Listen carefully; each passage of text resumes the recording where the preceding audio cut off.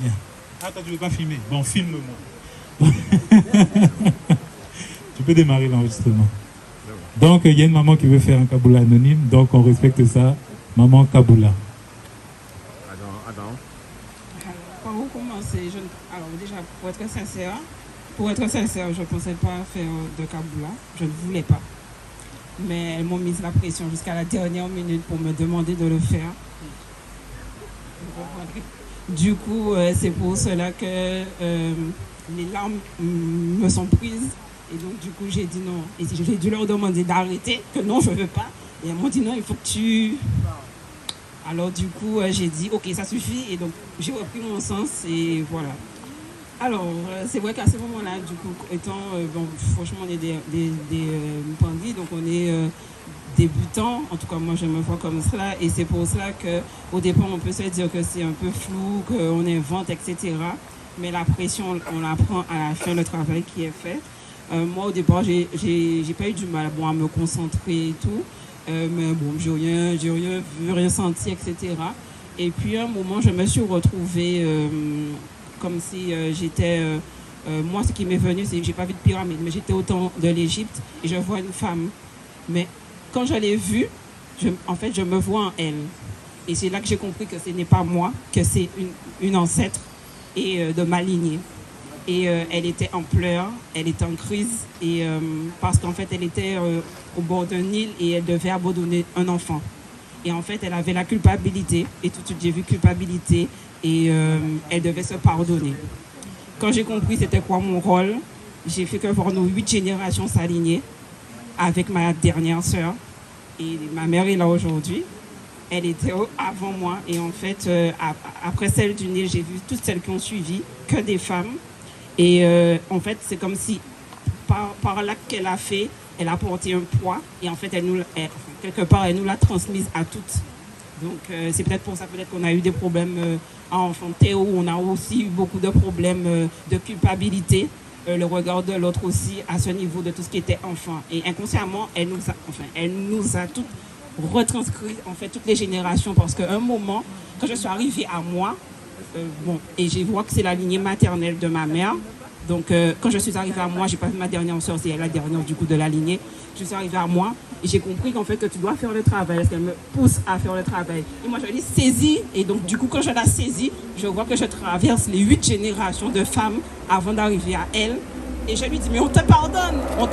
Et mais si c'est juste ça seulement qui... Mais c'est rien en fait.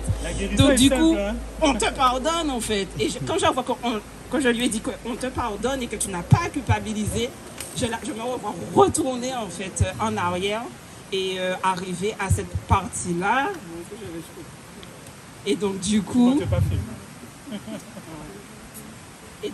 quand j'arrive à moi, je revois en fait que je me revois un sceptre à la main en or. Et je me vois en fait leur donner à chacune, jusqu'aux 8 générations, jusqu'à la première qui a dû faire l'acte, etc. Et je me vois me retourner vers ma mère, lui donner, là c'est maintenant, c'est notre tour, c'est nous qui sommes en vie. Et je me revois donner à ma dernière sœur, en disant que je vois que je stagne un peu, mais je sens comme si il manque une dernière. Et je vois comme si je suis dans la maison, chez nous, chez mes parents. Et je vois que je redonne à ma dernière sœur, qui est petite, le dernier sceptre de la lignée. Et on avait tous identiquement le même sceptre. Et c'est comme si la première était une lignée, je ne sais pas comment on va dire ça, voyante, médium, etc. Et qu'on l'a tous. On l'a tous, c'est notre génération maternelle. Et en fait, en leur redonnant le sceptre, c'est comme si on reprend notre pouvoir. Et à partir de là, c'est terminé. Donc du coup, on reprend confiance en nous. C'est comme si toutes nos facultés qu'on sait qu'on a entendu certains parents avaient, c'est comme si nous, on l'a repris. Et c'est pour ça que je devais donner à ma dernière sœur aussi le sceptre. Et donc à la fin, en pensant que le travail était fait, et donc je me retrouve, c'est un peu dire notre, mais je me retrouve à la plage et au bord de la mer, et elles sont toutes en rond en train de danser. Et là, moi, j'essaie de me concentrer pour voir les visages, puisque moi, je ne les connais pas, les anciennes et tout. Et je vois qu'il y a différentes carnations, elles sont toutes noires. Il y a eu des mulâtres, il y a eu des très foncés, il y a eu ma couleur, etc. Et elles sont en rond en train de danser, elles sont toutes en blanche. Et à un moment, je me dis, mais là, tu me retrouves dans l'imagination, là. Donc, j'ouvre les yeux, je les vois toujours. Mais ça m'arrive, en fait, parfois, d'avoir la vision dans la vision, en fait, d'avoir les yeux ouverts et de voir, en fait. Donc, du coup, je les vois encore en train de continuer à danser en chantant. Le travail est fait, le travail est fait, le travail est fait. Et depuis quand j'avais les yeux fermés, donc quand j'ai ouvert, je les revois encore en train de danser en rond, ils étaient habillés en blanc, en train de danser, faire le tour, le travail est fait, le travail est fait, le travail. À un moment, j'ai dit, ouais, j'ai compris, j'ai compris. Alors, elle continue. À un moment, je vois aussi comme si bon, je dirais guide de l'eau, dont une chef qui vient pas seule en général, et elle vient et elle nous regarde. Et elle fait un signe de la tête en mode OK. Elle revient à moi et elle est partie. Et les deux boss qui l'accompagnent toujours, cette guide de l'eau, elle est retournée. Ils ont attendu que d'abord elle, en tant que divine, elle y aille. Et eux, ils ont dit en mode c'est bon, voilà, ils l'ont suivi. Et elle continue à faire le tour. Alors moi, j'ai dit non, mais c'est bon. Et après ça, j'ai dit non, mais là, je coupe. Et donc quand j'ai coupé, je ne les voyais plus. J'ai dit que non, c'est bon, là, je n'avais pas envie de les... il fallait que je coupe. Voilà. Mais elles étaient dans la joie. Et du coup, je pense que ça a beaucoup de caractéristiques. Et je sais que c'est de la lignée maternelle, je sais que ça concerne nos capacités, je sais que voilà. Et donc, du coup, même là, je ne voulais pas. Mais elles m'ont dit non, tu fais... Donc, elles me saisissent, je n'ai pas le choix. Matondo pour ce magnifique Kaboula, maman. Là, tu es surpris. Peut-être certains n'ont pas compris qu'est-ce qui se passait, en fait. Là, il y a une prise de conscience, j'espère, avec les Kaboulas. J'espère qu'il y a une prise de conscience sur ce qui se passe exactement. Pour redevenir ce qu'on était avant, il faut nettoyer ça.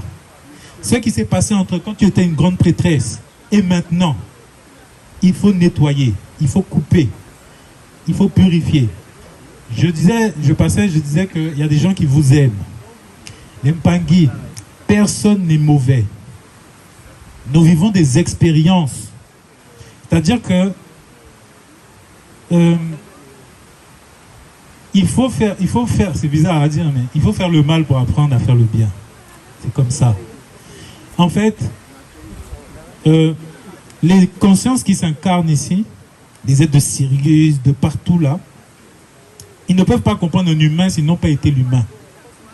Et être un humain, ils ne peuvent pas être que gentils. Tu ne peux pas aider quelqu'un qui a un problème de couple si tu n'as pas eu de problème de couple. Tu ne peux pas aider quelqu'un qui a même tué si tu n'as jamais tué. On a tous tué dans d'autres vies. On appelle ça des expériences. C'est un game. On doit vivre la chose pour aider les autres à transcender. Parce que si tu vis la blessure, tu vis le choc et que tu arrives à toi transcender, tu peux maintenant aider les autres à transcender. Ça veut dire quoi? On ne culpabilise pas. Pour apprendre à marcher, un enfant doit tomber. Il doit se casser la figure. Mais il ne peut pas culpabiliser de se casser la figure. On a tous appris en se cassant la figure. Pour marcher, il faut se casser la figure. Donc, on apprend comme ça. Et on a fait du mal dans d'autres vies. Je vous assure, moi j'ai vu, je raconte, j'ai pas de combine, hein, moi. Et je raconte parce que, nous sommes tous ici en expérimentation. On va tous mourir. On va se faire manger par des vers. Excusez-moi. Donc, quand tu te fais manger par des vers, est-ce que tu veux être bien? Non, non. Tu as vécu ton expérience, tu te casses. Et de l'autre côté, tu applaudis. Le fait de faire un kaboula, comme maman, comme on l'a forcé, ces guides l'ont forcé là, c'est parce que ton kaboula libère d'autres femmes. Il y a des femmes qui sont bloquées comme toi et qui se disent mince, mais qu'est-ce qui m'arrive? Le fait d'écouter ton kaboula, elles se disent que il faut aller chercher la mémoire de la personne qui avait abandonné un bébé.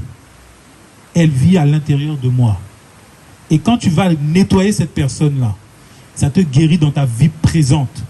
Tu vas voir, ta vie va changer. Tes rêves changent, la vie change, tout change. Parce que tu as fait juste un rituel mamba. Tu t'es levé ce matin. Tu as pris ta place. La guérison dans l'eau, là. On est fait à 80% d'eau. C'est presque tout, là. Donc, m'attends de maman pour ton kaboula, Zoula. Non, mais il y a 10 ans, Non, mais fais un livre, maman. Parce que tu vas vivre d'autres choses encore, je pense. Tu vas encore comprendre des choses. Je vais écrire, on attend le tome 1. Attends, alors, est-ce qu'il y a d'autres personnes qui veulent faire des câbles là?